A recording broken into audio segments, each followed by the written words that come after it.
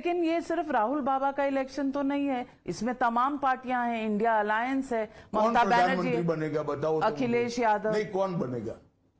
आप बताइए। आप शरद पवार जी बन सकते हैं क्या? ममता जी बन सकती है क्या? उद्धव जी बन सकते हैं क्या?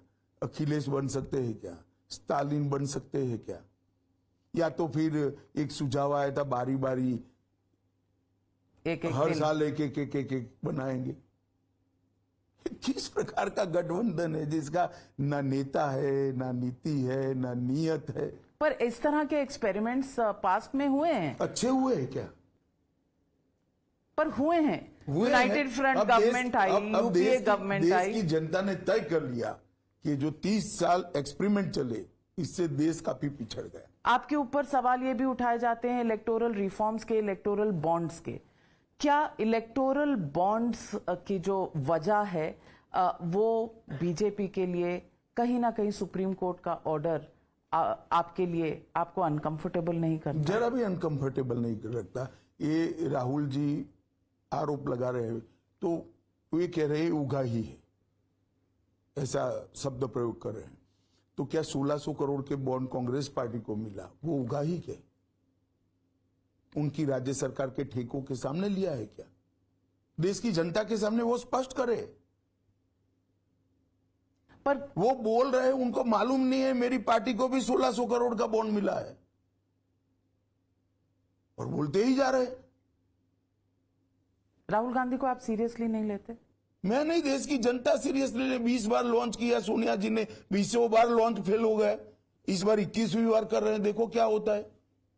मैं क्या मेरा तो एक वोट है नहीं, पर जो निश्चित है भारतीय जनता पार्टी को जाना है। राहुल गांधी पार्टी से सबको ले लेते हैं और राहुल गांधी आपको पसंद नहीं है। उनकी पार्टी से जो भी आता है वो आपके लिए। तो हमने कभी ये नहीं कहा कि कांग्रेस में सभी लोग बुरे हैं। अब वो भी समझ गए हैं कि इनके नेतृत्व में कुछ होना नहीं है।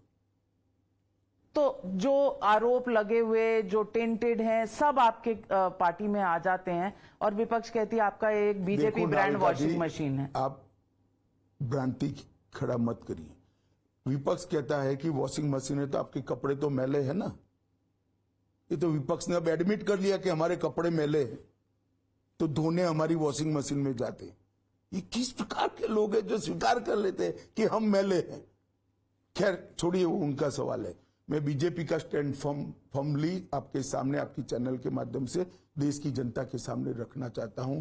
एक भी व्यक्ति जो हमारे पार्टी में जुड़ा है जिस पर आरोप है, इसका हमने एक भी केस विड्रॉ नहीं किया है, न डायल्यूट किया। किसी अखबार ने दिखाया है कि 25 में से 23 मामले वापस ले लिए गए। एक भी ऐसा नहीं हुआ है।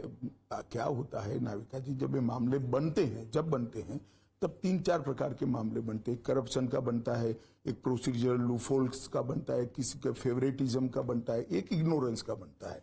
मगर जब भ्रष्टाचार के मामले पर मुख्य केस कॉन्क्रीटली बना लिया जाता है तो ये सारे मामले अपने आप मर्ज होते हैं या विड्रॉ होते हैं, क्योंकि भ्रष्टाचार के केस में ही ये चारों मामले आ जाते हैं। तो यानी कि आपके आरोप पहले जो लगाए गए थे वो गलत थे? अजीत पवार पर, अशोक चव्हाण पर सबके केस चल रहे हैं, एक भी विड्रॉ नहीं किया है, न डायल्यूट किया है, सब प्रोसिक्यूशन। पहले वो चक्की पी सिंह थे, अब वो डेप्यूटी चीफ मिनिस्टर बनकर बैठे हैं। नहीं, वो ठीक है, डेप्यूटी चीफ मिनिस्टर बने, मगर उनको बरी नहीं किया है।